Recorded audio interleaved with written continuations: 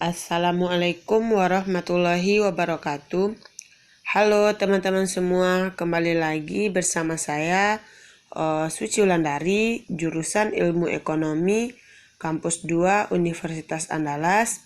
Baiklah, di pertemuan kali ini saya Suci ingin menjelaskan pembelajaran optimisasi dinamis, materinya tentang persamaan difference orde yang lebih tinggi. Jadi, persamaan difference orde yang lebih tinggi ini jika nilai P dalam suatu periode dapat menentukan secara unik nilai P atau nilai P dalam periode berikutnya. Jadi, jalur waktu P seluruhnya akan dapat ditentukan begitu nilai awal atau nilai P0 ditetapkan. Namun, mungkin saja terjadi bahwa nilai variabel ekonomi dalam periode T, katakanlah periodenya YT, tergantung tidak hanya pada YT kurang 1, tetapi juga pada YT dikurang 2. Jadi, situasi inilah yang akan menimbulkan persamaan difference orde yang kedua. Jadi artinya yang kemarin itu adalah orde yang pertama dan yang sekarang yang lebih tinggi yaitu difference orde kedua. Jadi persamaan difference orde kedua atau second order difference equation adalah persamaan yang melibatkan ekspresi delta atau segitiga kuadrat YT yang disebut difference kedua atau second difference dari YT, tetapi tidak berisi difference orde yang lebih tinggi dari 2. Simbol dari yang seperti segitiga kuadrat ini yaitu pasangan waktu diskret dari simbol delta kuadrat atau do kuadrat per dr kuadrat merupakan suatu instruksi untuk mengambil difference kedua. Jadi inilah rumus dari difference yang kedua. Jadi, difference kedua dari YT dapat ditransformasi ke dalam suku-suku yang melibatkan dua periode waktu yang lamban atau time lag. Karena ekspresi seperti segitiga kuadrat YT dan segitiga YT cukup sulit untuk dipakai. Jadi, kita dapat mendefinisikan kembali persamaan difference orde kedua sebagai persamaan yang melibatkan dua periode waktu yang lamban dalam variabel. Demikian persamaan difference orde yang ketiga juga adalah suatu persamaan yang melibatkan 3 periode waktu yang lamban dan seterusnya. Jadi persamaannya itu persamaan orde kedua dan orde ketiga tergantung kepada periode waktu yang lamban. Begitu juga dengan orde yang keempat. Jadi kita akan menyelesaikan persamaan difference orde kedua yang lebih tinggi untuk menjaga agar lingkup diskusi kita itu menjadi lancar. Baik, suku konstanta maupun berbagai suku variabel akan kita bahas. Yang pertama yaitu persamaan difference linear orde kedua dengan koefisien konstanta dan suku konstanta. Jadi, suatu variasi dan persamaan difference kedua yang sederhana, rumusnya seperti ini.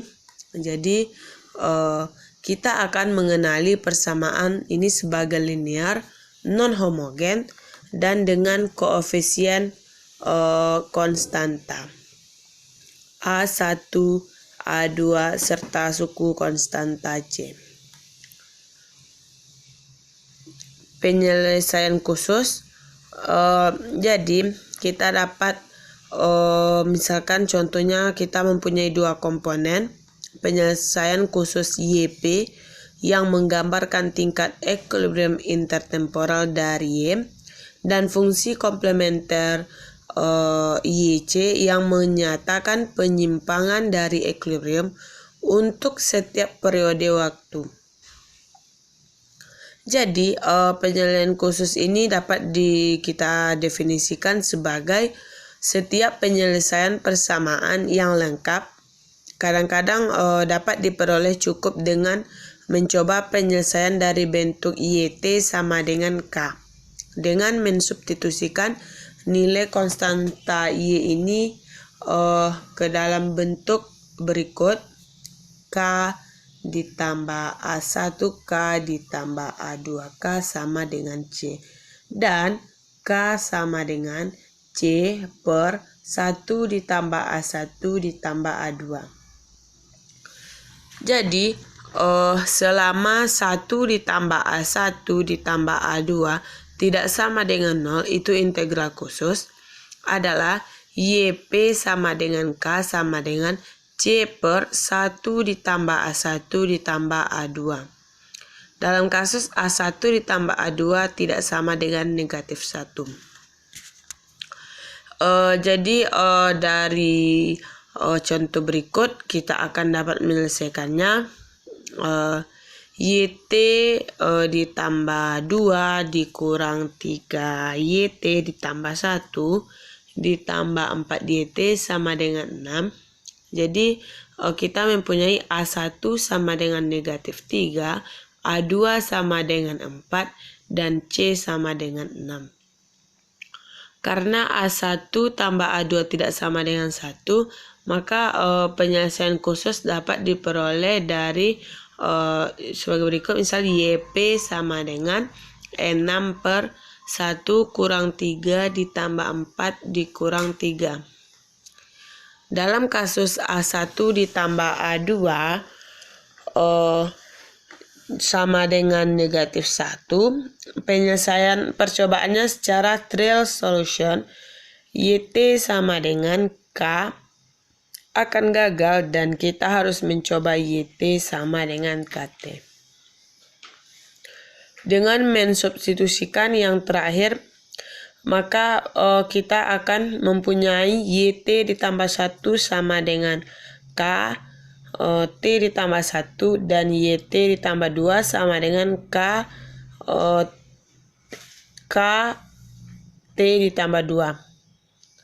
Jadi K T tambah 2 ditambah A1 K T ditambah 1 ditambah A2 KT sama dengan C. Maka hasilnya K sama dengan C per 1 ditambah A1 ditambah A2 tutup kurung dikali dengan T ditambah AT ditambah 2 sama dengan C per AT ditambah 2. Karena A1 ditambah A2 sama dengan negatif 1. Jadi kita dapat menuliskan penyelesaian khusus sebagai YP sama dengan KT sama dengan C per A1 ditambah 2 dikali T. Ini kasusnya A1 ditambah A2 sama dengan negatif 1 dan A1 tidak sama dengan negatif 2. Terus yang keempat, kita dapat penyelesaiannya menggambarkannya dengan contoh, misalkan YT ditambah 2 ditambah YT ditambah 1 sama dengan 2YT dikurang 12. Kita tentukan yang A-nya dulu. A1 sama dengan 1 dan A2 sama dengan negatif 2. Dan C sama dengan 12. Jadi YP sama dengan 12 C per A1. A1-nya adalah 1 ditambah 2 dikali T sama dengan 4T. Jadi penyelesaian khusus ini menggambarkan equilibrium yang bergerak. Jika A1 ditambah A2 sama dengan negatif 1, tetapi pada waktu yang sama A1 sama dengan negatif 2, yaitu jika A1 sama dengan negatif 2 dan A2 sama dengan 1. Maka kita bisa menerapkan penyelesaian percobaan dari bentuk YT sama dengan KR kuadrat yang menyatakan YT ditambah 1 sama dengan KT ditambah 1 kuadrat, dan seterusnya.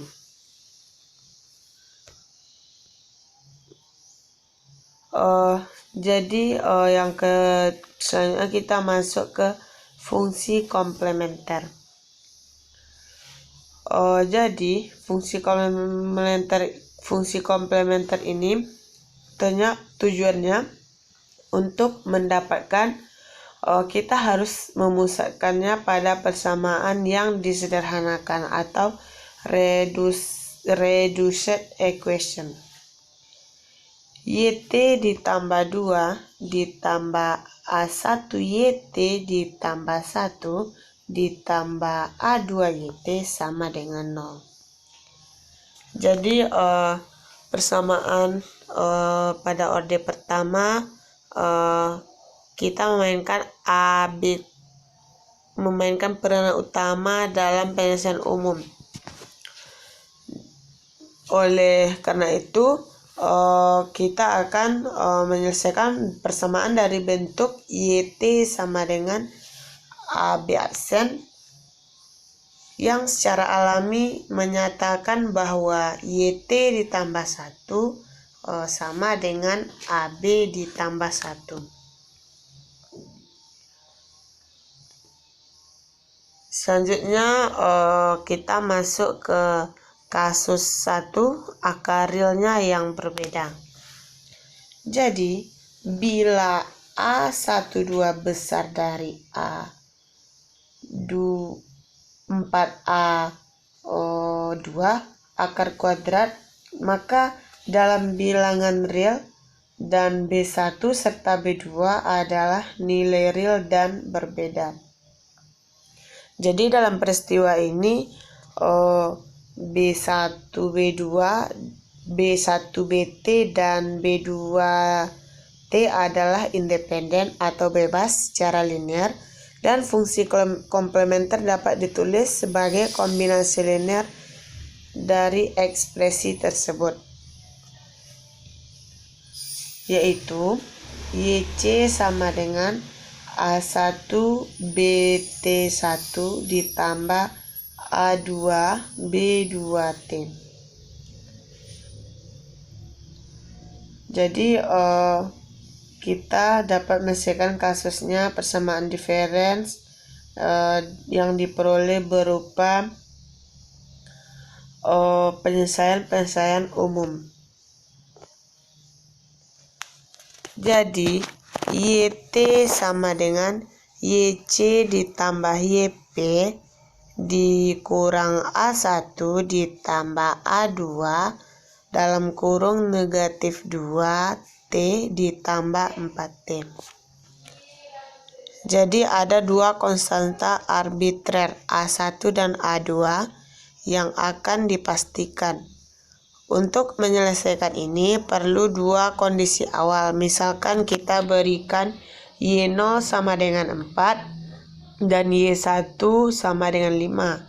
Jadi dengan menetapkan T sama dengan 0 dan T sama dengan 1, berturut-turut dalam penyelesaian umum, kita dapatkan Y0 sama dengan A1 ditambah A2, Y1 sama dengan A1 dikurang 2A2 ditambah 4. Jadi 4 berdasarkan kondisi awal pertama Y0-nya dan Y1-nya 5 berdasarkan kondisi awal kedua.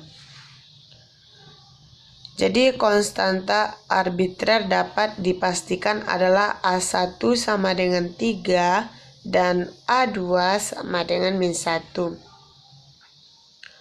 Maka penyelesaian definit atau yang pasti akhirnya dapat ditulis menjadi YT sama dengan 3 ditambah min 2T ditambah 4T. Baiklah, hanya itu yang dapat saya jelaskan. Salah dan janggal saya mohon maaf. Sebelum kita tutup, bagi teman-teman jangan lupa untuk menonton dan jangan lupa like, comment, and subscribe.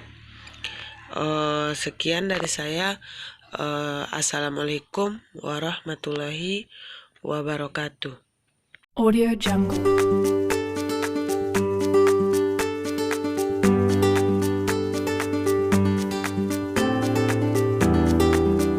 Audio Jungle.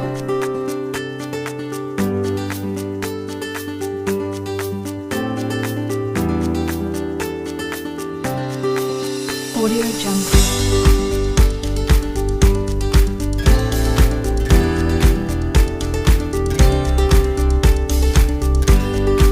Audio Jungle.